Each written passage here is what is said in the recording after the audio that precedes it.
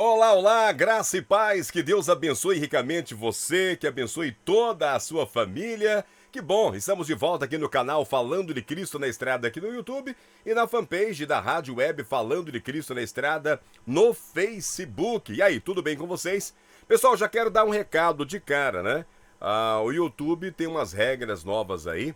Se você recebia a notificação e não está recebendo mais, é porque você não tem assistido o vídeo entre 30 segundos a 1 minuto e meio. É isso mesmo, tá? Se o YouTube mostra o vídeo para você e você não assiste aí de 30 segundos a 1 minuto e meio, ele não volta a enviar para você, ele não envia mais para você, mesmo que tenha ali o sininho de notificação, tá? Portanto, se você ainda não segue esse canal, siga, compartilhe com as pessoas, convide aí o maior número de pessoas para seguir, dar o like, fazer comentário é muito importante. E assistir o vídeo também é muito importante, tá bom?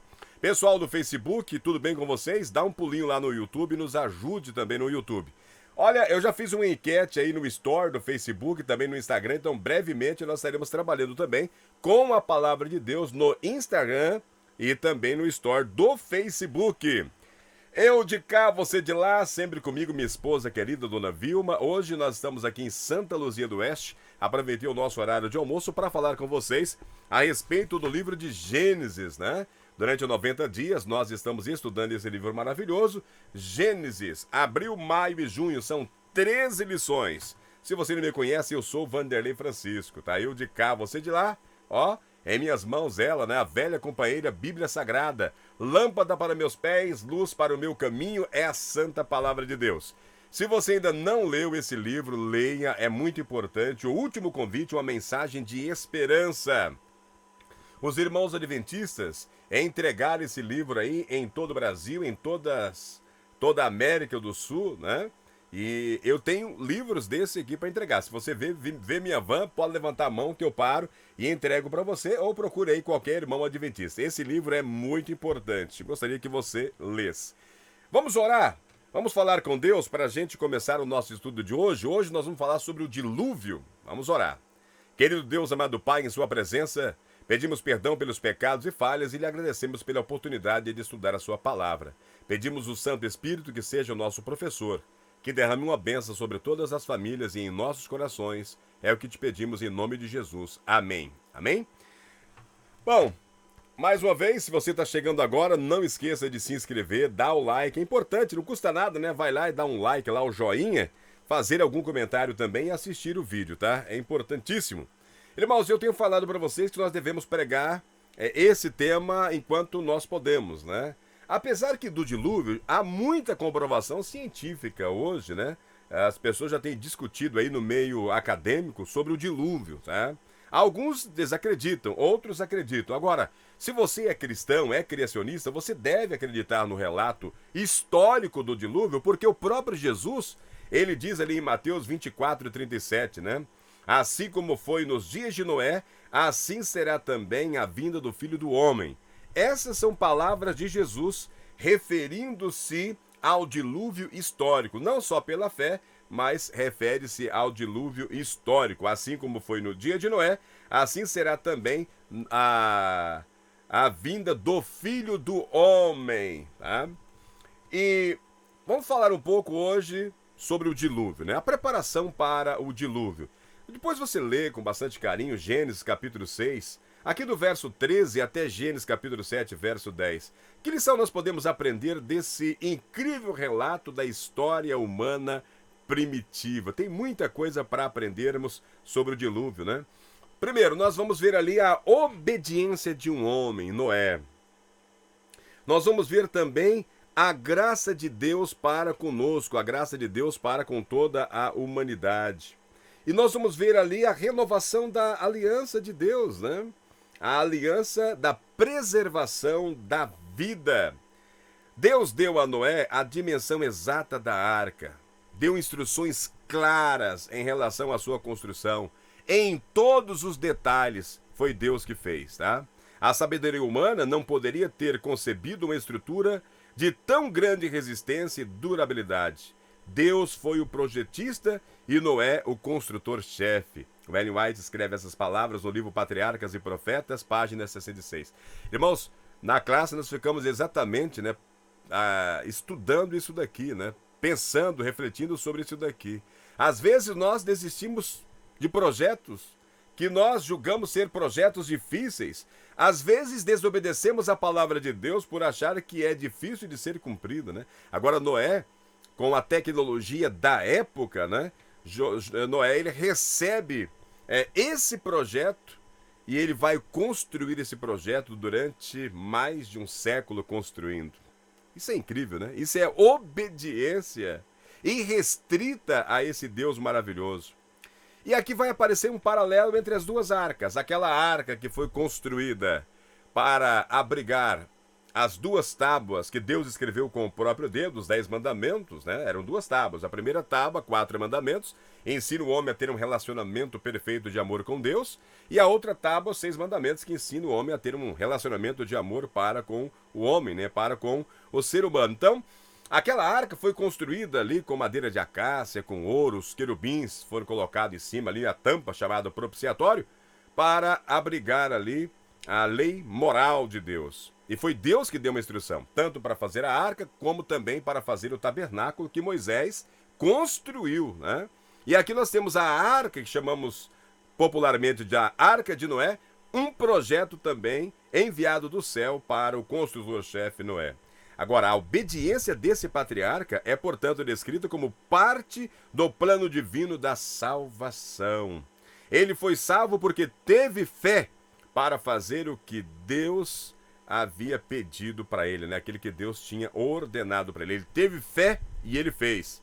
Ele foi salvo porque teve fé para fazer o que Deus lhe havia ordenado. Hebreus capítulo 11, verso 7. Ele foi um dos primeiros exemplos de fé que se manifesta na obediência. O único tipo de fé que importa a Deus. Fé, né? Como é que você demonstra a fé obedecendo a Deus, segundo Tiago capítulo 2, verso 20. É esse tipo de fé que Deus quer, né? Você às vezes fala da boca para fora, né, as pessoas: "Ah, eu tenho fé, eu creio em Deus", mas não obedece a Deus. O que vale isso? Tem muita gente que é desobediente a Deus e busca se justificar na palavra de Deus, né, a respeito disso, né? Deixa eu colocar meu óculos aqui, deixa eu ler uma passagem para vocês aqui. Olha, eu quero ver aqui, né, em João, a primeira carta de João, no capítulo 4, verso 20, diz assim: "Se alguém disser amo a Deus e odiar a seu irmão, é mentiroso, pois aquele que não ama seu irmão, a quem vê, não pode amar a Deus, a quem não vê", né? Então, irmãos, quando nós começamos a ler aqui, né, quando Deus fala que nós devemos amar a Deus sobre todas as coisas e ao próximo, Jesus falando isso, Jesus está falando de Deuteronômio capítulo 6, né? De Deuteronômio. Se eu não me engano, capítulo 6, tá? Agora, ele diz aqui no capítulo 5, verso 2: "Nisto conhecemos que amamos os filhos de Deus. Quando? Quando amamos a Deus e praticamos os seus mandamentos. Porque este é o amor de Deus, que guardemos os seus mandamentos. Ora, os seus mandamentos não são penosos." Tem muita gente que acha que é difícil cumprir os 10 mandamentos de Deus, que são penosos, que ninguém consegue, né? Pois é, aqui João, inspirado pelo Espírito Santo, ele vem dizendo ao contrário. Então, a nossa fé tem que ser mostrada, né? Tem que ser revelada através da obediência a Deus, tá? Através da obediência a Deus. Não há uma outra forma. Então, eu fico olhando, né? Quantas marteladas Noé deva ter levado no dedo ali para construir, né? Durante ali mais de 100 anos construindo aquela arca. Quantos perrengues ele deva ter passado ali, né? Quanto suor foi derramado ali para a construção daquela arca, né? Pregando para o povo, convidando o povo para se arrepender, convidando o povo para ajudar ele depois usufruir, né? Pois é. E aí depois dessa obediência, dessa demonstração de fé que Noé nos dá, a gente olha para nós e fala: Vanderlei, você é um homem de pouca fé, né? Nós desistimos muito fácil. Irmãos, quando nós olhamos o dilúvio, a gente vai ver que apresenta ali nessa história Noé sendo o âncora de sua família, né? Noé, Deus vê graça em Noé, e Noé, ele salva, ele ajuda a salvar a sua família, ele é âncora da sua família. A persistência desse pai, eu fico olhando ali, né? Olhando Noé sendo observado pela família, Noé sendo observado pelos filhos, né? Noé, ele é perseverante. Noé, ele responde à graça de Deus obedecendo a Deus.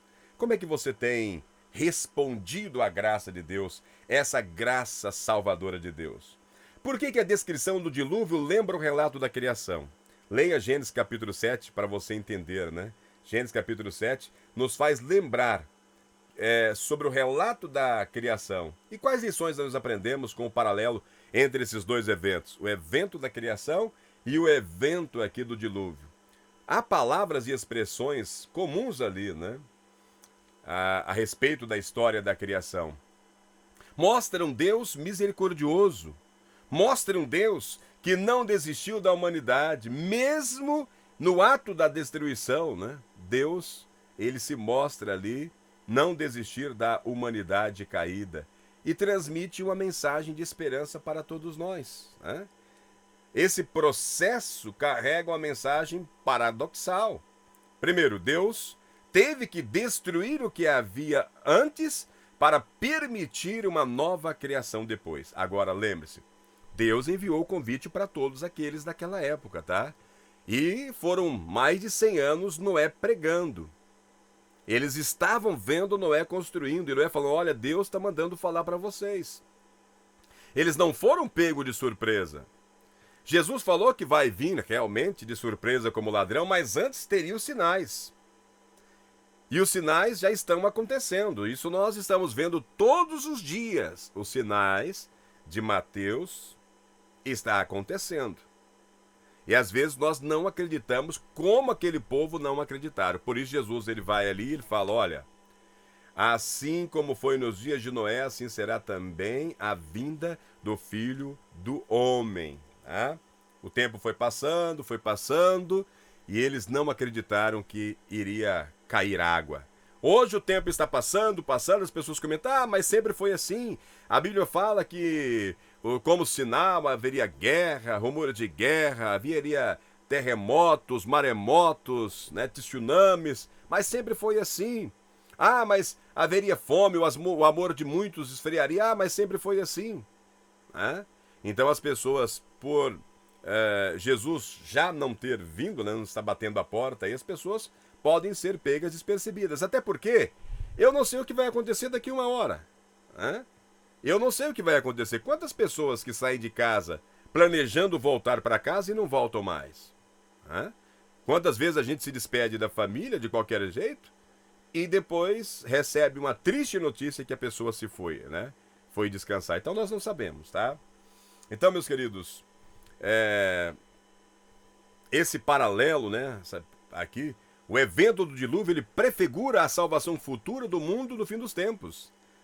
Lá em Apocalipse está escrito, vi novo céu e a nova terra, pois o primeiro céu e a primeira terra passaram, e o mar já não existe. Aí Apocalipse capítulo 21, verso 1, e Isaías capítulo 65, 17, ele dá essa panorâmica, né, dessa terra. Então nós temos aí o juízo de Deus, nós temos a graça de Deus, né, salvando aquela família, preservando ali a vida e cumprindo Gênesis capítulo 3, verso 15, né? Que o Salvador do mundo, que o descendente da mulher viria, né? Então Deus ele cumpre, tá? Agora tem um outro detalhe aí que você pode notar, que é a porta da graça, né? Na arca, Noé ele vai construir toda essa arca, ele recebe o projeto e nesse projeto tem uma porta ali. Os animais entram ali, são 3 andares, cada um vai ser colocado no seu lugar, né, devidamente instalado. Agora, a porta da arca dali, quem fechou foi os anjos. Deus vai lá e pede para que essa porta fosse fechada pelo lado de fora. Tá? Tirado ali da parábola das 10 virgens, nós falamos que há a porta da graça.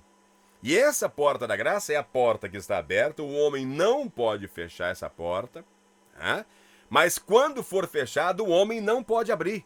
Noé, por mais que ele quisesse salvar algum amigo, algum outro parente ali, né? Ele não podia, a porta foi trancada pelo lado de fora. Então, quando Jesus terminar o seu trabalho lá no céu, de sacerdote, sumo sacerdote, Ele vai tirar as vestes de sacerdote e vestir as vestes de rei, o incensário será jogado na terra e vai falar, está feito. A partir desse momento, a porta da graça ela está fechada. E aí, como diz lá em Apocalipse, né? Aquele que é justo continua sendo justo, o injusto pecador vai continuar injusto e pecador. Não há mais salvação. Tá? Não haverá mais oportunidade de salvação quando a porta da graça for trancada. Homem nenhum poderá abrir a porta da graça quando ela for fechada. Agora, nós estamos vivendo ainda no período da construção da arca. A palavra de Deus está convidando você. Jesus está dizendo, né? Eis que estou à porta e bato. Se você deixar, eu vou entrar. E vou cear com você, depois você vai cear comigo. Agora, se você não deixar, Jesus ele vai permanecer fora do seu coração. Né? Então, as transformações necessárias que é preciso, que a gente chama de santificação para que você possa vir a Deus, não vai acontecer. Você está rejeitando o convite como os antediluvianos rejeitaram o convite. Tá? Mas nem por isso deixou de cair as águas. Nem por isso Jesus Cristo deixará de vir. Tá? Mesmo que seja para buscar uma família. Né? A gente sabe que é mais porque quando ele revela isso aqui em Apocalipse, ele diz que é uma multidão igual a areia do mar. Os perdidos, mas que uma grande multidão incontável estará diante ali do trono cantando o hino de Moisés e o hino do Cordeiro. Amém? E eu quero você lá. Por isso a gente está aqui todo dia conversando com você. Bom, depois do dilúvio, né, todos esses relatos, tem o fim do dilúvio, né? E aí, mais demonstração de fé. Gênesis capítulo 7, 22 e 24, ele vai descrever ali o efeito avassalador e abrangente das águas. Está escrito, assim foram exterminados todos os seres, e as águas prevaleceram sobre a terra durante 150 dias. Gênesis capítulo 7, 24.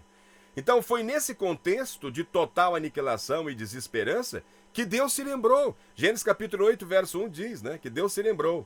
Então essa frase encontra-se no centro das passagens que fala sobre o dilúvio. Uma indicação de que essa ideia é a mensagem central do relato. Agora, o que significa Deus se lembrou? Será que ele havia se esquecido? Né? O que significa a expressão se lembrou de Noé? Olha, Deus ele não esquece, né? Mostra aqui que Deus ele não esquece da sua promessa, Deus ele não esquece do seu povo. O verbo zacar, lembrar, significa que Deus não havia se esquecido. Isso é mais do que um mero exercício mental. No contexto bíblico, o Deus que se lembra significa o cumprimento da promessa divina e, com frequência, refere-se à salvação. No contexto do dilúvio, a expressão Deus se lembrou significa que a chuva havia acabado, a chuva se deteve e que Noé, em breve, poderia deixar a arca. Irmãos, o comportamento de Noé é rico em lições práticas, né? É riquíssima. Por um lado, ele nos ensina a confiar em Deus.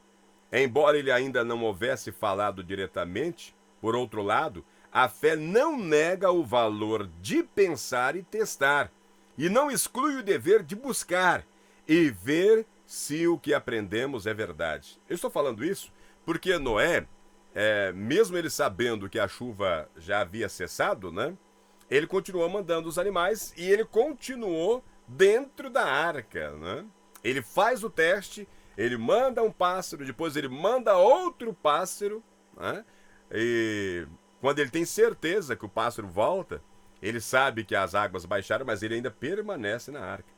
No entanto, Noé só saiu quando Deus lhe disse que saísse.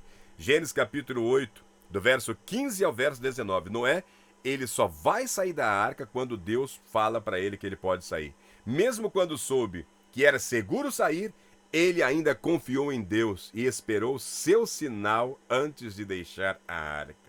Às vezes nós somos muitos precipitados para fazer a coisa, né? Ou as coisas, né? Os projetos. Olha, o Ellen White, no livro Patriarcas e Profetas, a profetisa escreve: havendo entrado por ordem de Deus, Noé esperou instruções especiais para sair. Finalmente um anjo desceu do céu, abriu a pesada porta e mandou o patriarca e a sua casa saírem à terra e levarem consigo todos os seres vivos. Amém? né? A gente aprende muito a respeito de Noé. Agora, nós aprendemos e devemos também praticar, exercitar a nossa fé. Eu falei que aqui nós vemos uma aliança, nós chamamos de aliança da preservação da vida. Uma aliança que continua, né? Contínua, que é aquela aliança de Gênesis capítulo 3, verso 15. Tá? Então, quando nós olhamos aqui para a aliança, irmãos, aquele era o momento em que a aliança prometida deveria se cumprir. Com você estabeleceria a minha aliança, e você entrará na arca, você e seus filhos, e sua mulher e as mulheres dos seus filhos. Gênesis capítulo 6, verso 18. Em contraste com a ameaça divina de destruir em Gênesis 6,17, essa aliança é promessa de vida. Né? Preservação da vida, cumprimento da aliança de Gênesis capítulo 3,15. Agora, quando você lê Gênesis 8,20, qual foi a primeira coisa que Noé fez ao sair da arca? E por que ele fez aquilo? Ele ofereceu um sacrifício a Deus, irmãos. E ele ofereceu esse sacrifício para expressar a sua gratidão. Imagina, né? 150 dias ali dentro daquela arca, cuidando daqueles animais. Imagina o cheiro que deveria estar aquilo ali. Mais de 120 anos construindo aquela arca. Imagina como deveria estar as costas, as mãos, né? A fadiga dele ali. E quando ele sai, ele vai agradecer a Deus, ele vai fazer um altar, ele vai sacrificar um animal a Deus. A exemplo de Adão e Eva, que certamente adoraram a Deus no sábado, logo após os 6 dias da criação, Noé adorou logo após o dilúvio, outro evento da criação. Né? Porém, há uma diferença entre esses dois atos de adoração. Ao contrário de Adão e Eva, que adoraram ao Senhor de forma direta, Noé teve que recorrer a um sacrifício. Nas Escrituras, essa é a primeira menção de um altar. O sacrifício foi um holocausto, olá, o mais antigo e frequente. Para Noé, era uma oferta de ação de graças, a fim de expressar sua gratidão ao Criador que o salvou. Olha, nós estamos vivos pela graça e a misericórdia de Deus, e às vezes passa despercebido, né? Às vezes nós não agradecemos a Deus. E às vezes não agradecemos a Deus por nada, e nós temos que ter o hábito de agradecer, de ser grato a Deus. Tá? Quando nós lemos Gênesis capítulo 9, 2 a 4, como o dilúvio afetou a dieta humana? O dilúvio ele vai afetar a dieta humana. Agora, qual era o princípio por trás das restrições divinas ali? Então, por causa desse dilúvio, os vegetais não estavam mais disponíveis como antes. Logo no início de Gênesis ali, a gente vê que tanto o ser humano quanto os animais, eles todos eram vegetarianos, né? Comiam ervas, frutas, castanhas. Portanto, Deus permitiu que os humanos comessem carne animal. Agora, essa mudança na dieta gerou uma mudança na relação entre seres humanos e os animais, né? No relato da criação, humanos e animais compartilhavam da mesma dieta vegetal e não ameaçavam uns aos outros. No mundo pós-diluviano, a matança de animais para alimentos acarretou uma relação de medo e pavor. Gênesis 9:2. Sem dúvida, depois que começaram a se alimentar uns dos outros, humanos e animais desenvolveram um relacionamento bem diferente do que havia sido construído, né? Desfrutado ali no jardim do Éden. Agora, a tolerância divina, no entanto, tinha 2 restrições. Nem todos os animais eram adequados para alimentos. Fato implícito na distinção entre animais limpos e impuros, que fazia parte da ordem da criação. Quando você lê Gênesis capítulo 8, verso 19 e verso 20, e aqui está muito antes das restrições alimentar de animais, né? Lá em Levítico, né? Onde Moisés vai escrever ali, né? Sobre animais imundos, animais limpos e animais imundos. Nós já estamos vendo isso aqui em Gênesis, né? Você vai ver ali que dos animais que eram animais imundos, entrava na arca apenas 2, né? E dos animais limpos, 7 pares, né? Por quê? Porque iria servir para alimento. E alguns, é claro, também para o sacrifício. Então fica muito claro isso aqui, né? Então ali já tem relatado ali, né? Animais limpos e impuros. E você deve comparar também, né, com Gênesis capítulo 1, verso 21 e 24. Eles deviam se abster de comer os animais impuros e também consumir o sangue, pois a vida está no sangue. Gênesis capítulo 9, verso 4. Tá? Então, após o dilúvio, não tinha vegetais, há uma permissão, né? Mas com restrição para que eles pudessem comer carne. Tá? Isso afeta o relacionamento entre o homem e os animais, tá? Mas os homens não poderiam comer os animais impuros e também não deveriam comer o sangue. Tá? Indo para o encerramento, irmãos, ainda sobre a aliança, qual é a importância do compromisso de Deus com a preservação da vida? Como as bênçãos divinas cumprem esse compromisso? Leia depois Gênesis capítulo 8, do verso 21 até Gênesis 9, 1, né?